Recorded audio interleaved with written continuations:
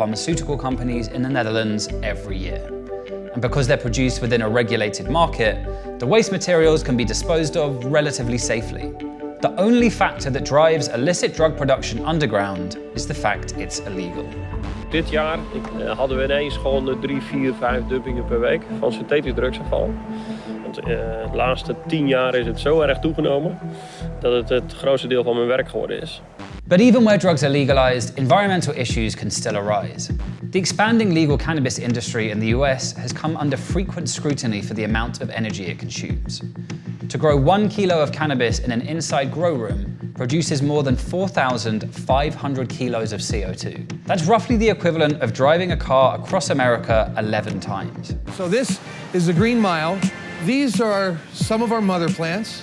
This is what we use to create new plants. And so when we look for genetics, we look for good, big, and fast. Those 3 things. This is so exciting.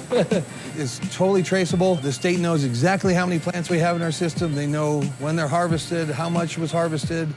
They know everything about it. It's a manufacturing facility. We manufacture marijuana. One of the main problems here is that due to security concerns, many state laws that permit cannabis growing require it to be grown inside, which is obviously far more energy intensive than growing it outside. Indoor marijuana cultivation uses a lot of energy because we're creating a fully synthetic agricultural environment. We're taking what would typically be done in an outdoor setting and we're moving it indoors. 100% of the lighting is synthetic lights, so we put in really high-powered lighting, and that creates a lot of the energy profile. And then the other piece of the major energy profile is the HVAC systems that have to run to create that uniform environment for heat and humidity. The problem is obviously even worse on the black market, where people are forced to grow inside for fear of getting caught. Some estimates state that legal indoor cannabis grows consume 1% of America's total electricity supply, about equivalent to 1.7 million average-sized homes every year. Jason currently runs a handful of indoor grows, like this one in Sonoma County.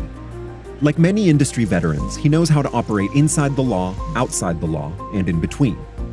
He started out in the black market, then gradually switched to selling to licensed medical distributors.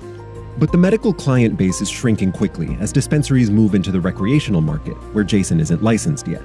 If this keeps continuing, then we're going to have to operate this place as a black market grow to continue to pay for the legal grow. However, this isn't so much of a cannabis problem. It's more of a America needs to get off fossil fuels problem. Cannabis production represents a small percentage of US agricultural energy consumption, but it gets undue attention because of the way politicians and sections of the media get a bit hysterical around anything to do with drugs. This hysterical coverage is a shame. The war on drugs has meant we've historically missed out on the potential environmental benefits of industrial hemp, which can make everything from cement to sneakers. It also ties into important aspects of how we talk about both the climate crisis and the drug trade, and who's responsible